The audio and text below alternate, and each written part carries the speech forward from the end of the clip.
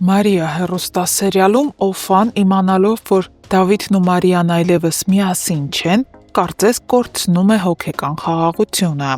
Նա կանչում է Ռուբենին եւ խնդրում պարզել, թե ինչ է իրականում կատարվում երիտասարդների միջև։ Օֆայի համար սա չափազանց կարևոր է, քանի որ չի ցանկանում մահանալ, մտածելով, որ իր մահից հետո Մարիան կմնա միայնակ ու անպաշտպան։ Օֆայի խնդրանքը Ռուբենին կանգնեցնում է դժվար իրավիճակի առջև։ Նա ստիպված է լինելու նորից միջամտել Մարիայի անձնական կյանքին առանց ավելորդ խնդիրներ առաջացնելու։ Ռուբենը պատրաստ է կատարել Օֆայի խնդրանքը, ինչն էլ նշանակում է, որ առաջիկա սերիաներում կարող ենք սպասել լուրջ խոսակցությունների Մարիայի ու Ռուբենի միջև։ Իսկ տանը Ռուբենը փորձում է տիկին Ալիսայից իմանալ, թե ինչ է տեղի ունեցել Մարիայի ու Դավիթի միջև։ Տիկին Ալիսան պատմում է, որ Մարիան մի քանի անգամ փորձել է հաշտվել Դավիթի հետ, բայց Դավիթը կտրականապես հրաժարվել է։ Սա Ռուբենի համար ավելի է բարդացնում իրավիճակը։ Նա պետք է ընտրի՝ աջակցել Դավիթի որոշմանը,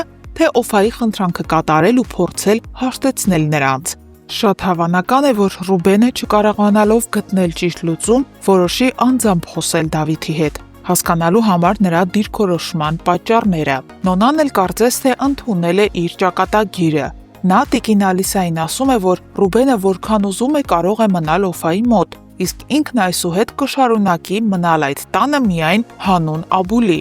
Նոնայի այս խոսքերը ցույց են տալիս, որ նա այլևս ոչինչ չի սպասում Ռուբենից եւ պատրաստ է իր համար վերջնական որոշում կայացնել։ Իսկ մինչ բոլորը զբաղված են Մարիայի անձնական կյանքով, Մարիան էլ իր գործով է զբաղվում, փորձելով բացահայտել Սոֆիայի իրական դեմքը։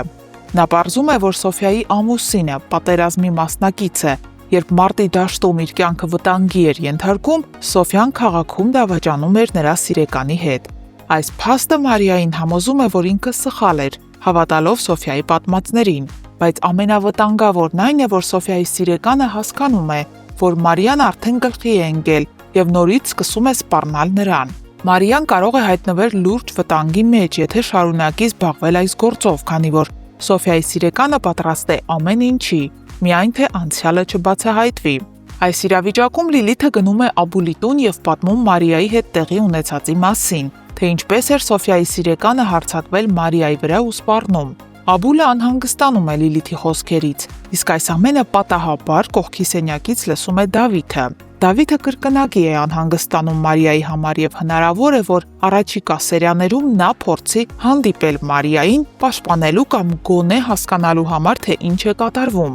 Այս ամենից հետո Մարիան սրճարանում հանդիպում է Ռաֆին, որոշելով վերջապես սահմանել իրենց հարաբերությունների սահմանները։ Նա բաց տեքստով ասում է Ռաֆին, որ իրենց միջև ոչինչ չկա եւ նրանք պարզապես ծանոթներ ու ընկերներ են, բայց Ռաֆը, ով իր պլաններն ունի, անմիջապես փոխում է խաղը, հանում է մատանին եւ ամուսնության առաջարկություն անում Մարիային։ Մարիան ապշում է, չհասկանալով, սա Ռաֆի իրական զգացմունքներն են, թե պարզապես նոր մանիպուլյացիա իրավիճակը շահարկելու համար։ Շատ հավանական է, որ Ռաֆի այս քայլը ուղղակի փորձ է Մարիային շփոթեցնելու եւ ստիպելու մտածել իր զգացմունքների մասին։ Եթե Մարիան որոշի մերժել Ռաֆին, ապա Ռաֆը կարող է ավելի կտրուկ քայլերի դիմել, իր սպառնալիքները իրականացնելով Դավիթի հանդեպ։ Հարգելի հետևորդներ, ինչ եք կարծում, Մարիան կընդունի Ռաֆի առաջարկը, թե վերջապես կհասկանա նրա իրական նպատակները։ Գրեք ձեր կարծիքները մեկնաբանություններում եւ բաժանորդագրվեք մեր ալիքին, որպեսզի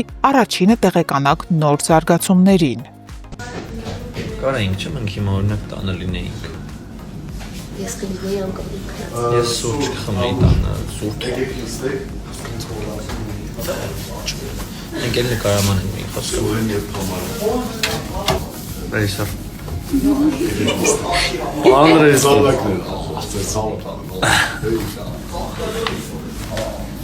Դեկնա, նստել ես։ Ես դες ուզում եմ ցույց տալ, թե ոնց է հնարավոր դառնալ դերասան եւ ուղղակի պարկած փող աշխատել։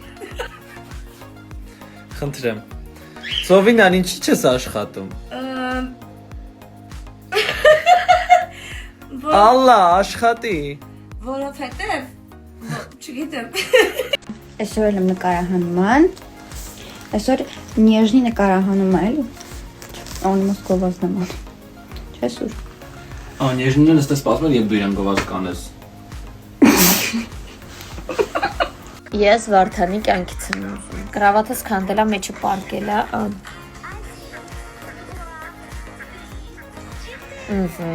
Ջուրը տվեցինք։ Հիմա տալիս ենք ուտելիքը։ Հələ մի բան է ես եմ իրան խանգարում, իրան մլծիկից խանգարում եմ, կտրում եմ իրան։ Ես էլ եմ ուզում սա։ Время пройдет, и ты забудешь все, что было. С тобой у нас, с тобой у нас. Բայց ես տաղանդա մեր Էլենչոն։ Սուրենը կրևանում, թե ուրա թամին, ես 2 րոպե շուտ հասել եմ։ Փառք Կրիշնային։ Կրիշնային։ Ես պատրաստ եմ։ Մենք ֆիլտրով ենք ստորյանում, որ մեր տանջված դեմքերը չտենակ։ Երեխեք դուք գիտեք մենք ինչ բարդ տեսարան ենք խաղացել այսօր, երկուսով, այն որ ուժ չունենք։ Հա, սպառվել ենք, բայց ասա որ ժամը 6:10 է, ես դեռ ուր եմ։ TV-ում եմ։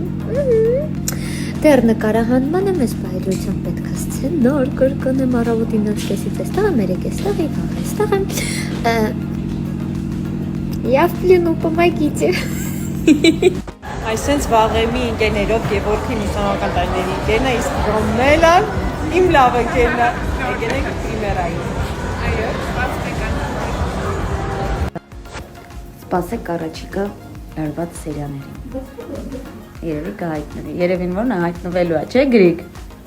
Այո։ Ես այսօր այնքան բան եմ հասցրել անեմ, ուղղակի չեք կարա պատկերացնեք, իսկ պատկերացնելու համար մենակ մի բան կասեմ։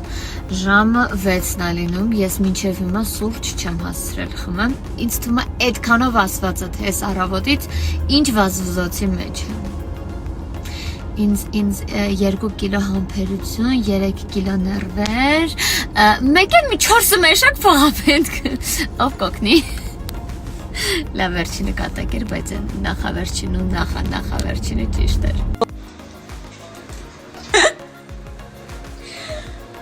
Աղջիկս կոֆե է պատրաստում։ Տոկը չտա։ Չէ, պլաստմասը։ Նկարն չէ, մենք կնենց աշխատանք ունենայինք, որ մեր գործը սկսվեր ժամը 3-ից 3-ին ուղղեցին ավարտել։ Ինչ վատ կլիներ։ Շատ փող չենք ուզում, դա 3 ժամը։ Շատ չէ, մի քիչ քանը որ։ Նորմալ։ Մարիա ջան, այս արդար է, որ sense ցուրտ է հոկտեմբերին։